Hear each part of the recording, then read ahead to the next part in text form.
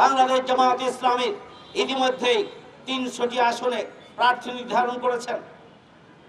বাংলাদেশ জামায়াত ইসলামী গোটা বাংলাদেশে আগামী মধ্য ফেব্রুয়ারির নির্বাচনকে সাদরে গ্রহণ করে নির্বাচনের সামগ্রিক প্রস্তুতি আসনে আসনে আমাদের চলছে। সংগ্রামী ভাই বন্ধুগণ, সুতরাং বাংলাদেশ জামায়াত ইসলামী নির্বাচন বিরোধী দল এটি বলার কোন সুযোগ নেই। বাংলাদেশ জামায়াত ইসলামীর বিরুদ্ধে চক্রান্ত এবং ষড়যন্ত্র করে লাভ হবে না। আমরা নির্বাচনে অতীতেও ছিলাম, সকল গ্রহণযোগ্য নির্বাচনে আগামী মধ্য ফেব্রুয়ারিতেই নির্বাচন বাস্তবায়ন করতে হবে। সেই ব্যাপারে সূচনা থেকেই আমাদের আমিরে জামাতের দাবি রয়েছে, বক্তব্য রয়েছে, বহুবারই উনি এই বক্তব্য দিয়েছেন। সুতরাং আমরা মধ্য ফেব্রুয়ারিতেই নির্বাচন চাই 2026 সালে। তার আগে অবশ্যই পিআর পদ্ধতির মাধ্যমে নির্বাচন দিতে হবে।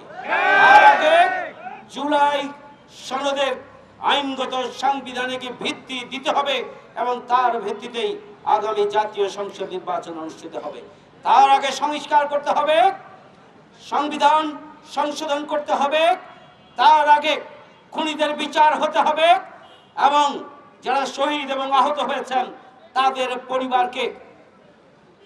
পরিবারকে প্রতিষ্ঠিত করতে হবে এবং রাষ্ট্রের পক্ষ থেকে তাদেরকে সম্মানিত করার ঘোষণা দিতে হবে।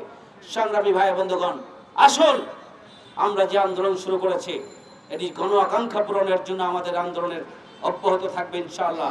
আগামী 26 তারিখের পরে আবারও কর্মসূচি দেওয়া হবে।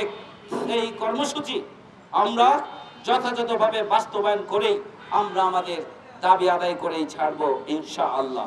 কারণ এই দাবি জনগণের দাবি, এই দাবি হচ্ছে 18 কোটি মানুষের দাবি, এই দাবি হচ্ছে খেটে খাওয়া মেহনতি কৃষক শ্রমিকের দাবি, এই দাবি হচ্ছে বাংলাদেশের অধিকাংশ রাজনৈতিক দলের দাবি।